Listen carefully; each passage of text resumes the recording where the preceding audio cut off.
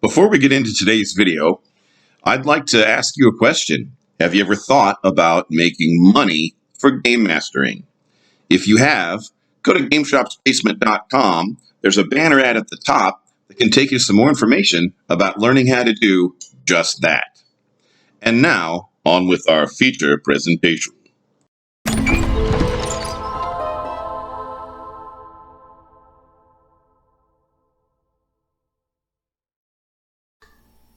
Hi. Today on Bit of Banter, number 6, we're going to do a bit of banter intended to be a little snippet of things about GameShop's Basement, what's going on and everything, until we get to the point where I schedule with Rowdy Rory in Ireland again, and we do another longer show where we bring on a guest and talk about cool gamer stuff and just nerd out for a while. So what's happening in GameShop's Basement lately is, first I'd like to talk a little bit about private tables. We have 2 types of private tables at GameShop's Basement. And one type I call the pre-extant private table. And a pre-extant private table is a private table that it's a table of gamers that would have existed even if I was never born. So if we, or whatever GM, or even if GameShop's Basement never happened. Because GameShop's Basement has more GMs now. It's more than just me. So even if I was never born, or even if GameShop's Basement never happened, a pre-extant private table is some people that would have, in that time, alternate timeline, since we're all sci-fi nerds, in that alternate timeline, they would have been a gaming table of people anyway. So these people find us at GameShop's Basement, they sign up, and that's a pre-extant private table. The other kind of private table is a private table of individuals. Last summer, in the summer of 2021, when I started having some private tables, some of the individuals who come to GameShop's Basement to game were kind of like, well, could we have a private table? And I'm like, well, sure, why not?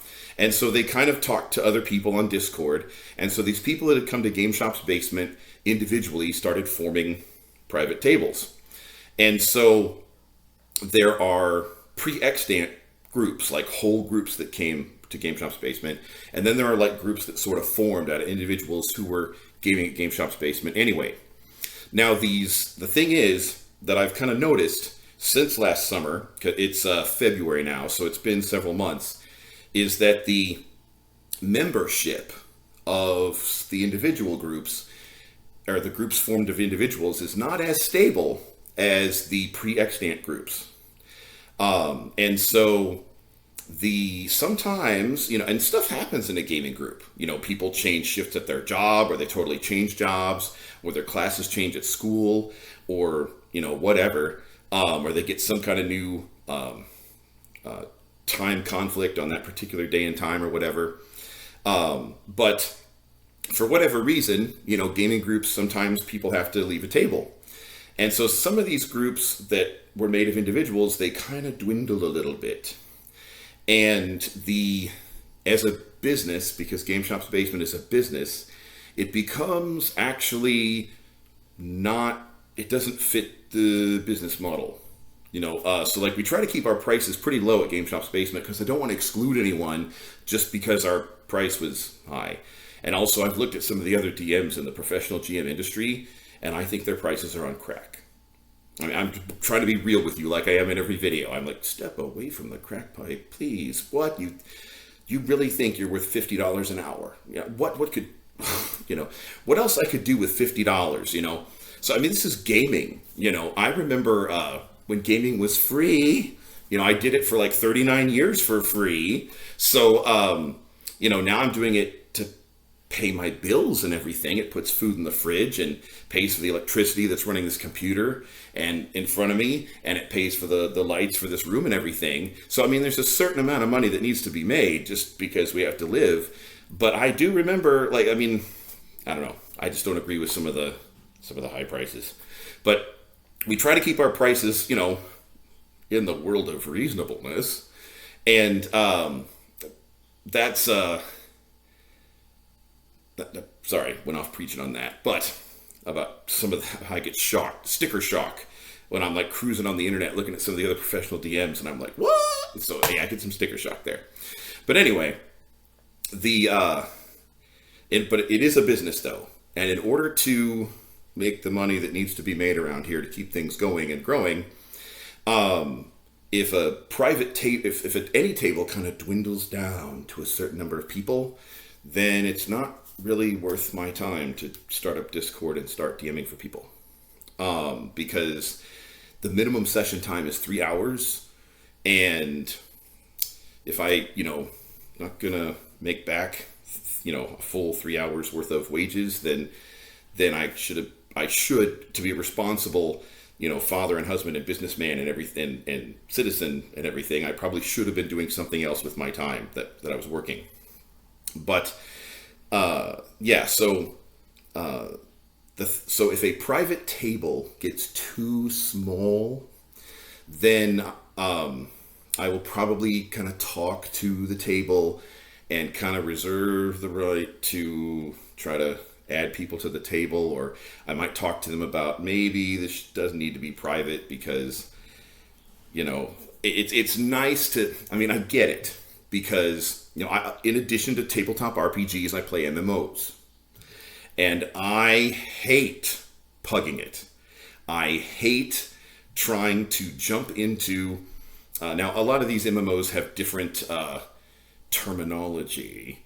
Like they'll talk about raids or dungeons, or I've done a lot of Star Wars The Old Republic, so they call them operations and flashpoints, so whatever vocabulary your game decides to use. But I hate just hitting the looking for group feature and getting put in, like in Star Wars Old Republic, for example, in a flashpoint or an operation with random people. Because random people, sometimes they work out, but the majority of the time they just don't. And I get it. You may not want to, you feel safer that, you're going to game with your just people that you kind of already know. But if that comes down to like 2 people, just you and somebody else, and me, the game master, it's not worth my time. So it's kind of what I'm saying here is, for as far as private tables go, if they get too small, then maybe they don't need to be tables. So and if that makes you mad or something, it's just the real world here, and money makes the world go round. But, and now public tables can be cool. Sometimes the pugs work out in an MMO, and there have been a lot of really cool friendships here from people just meeting each other on Discord or gaming together and stuff at GameShopsBasement.com. Or, to be real with you, because I always try to be real with you on these videos, there have been sometimes people irritate each other, because that's just life, that's how human beings are, and they'll move to a different table. That happens. It happens in a real Game Shop's basement. It happened in the real Game Shop's basement that we're named after. So, I get the bottom line of what we're getting into today is, if private tables get too small, maybe they don't need to be private tables because they're not profitable tables. And I hate to say that because it sounds, almost, if I say that in isolation, they're not profitable tables, that makes me sound greedy or something. But that's just trying to be real with you how life is. So, all right, so private tables versus public tables. To kind of end this with more fun stuff, we have a regular table doing Eberron now on Thursday night. So if you're a fan of Eberron, I'll probably do a video on Eberron pretty soon for Game Shop's Basement. But if you're a fan of Eberron, we're doing that. And Saturday Night Star Wars is on the grow. So yeah, kind of recommend it. So Saturday Night Star Wars is a thing. So check it out. All right. So next time I'll come back with something more fun instead of sounding like the greedy GM. Man, if these tables are too small, he's not going to DM. Well, sorry. I'm not a high schooler anymore, just DMing for my friends in my room at my parents' house. This is a business. So, all right. Well, later on, I will see you in game.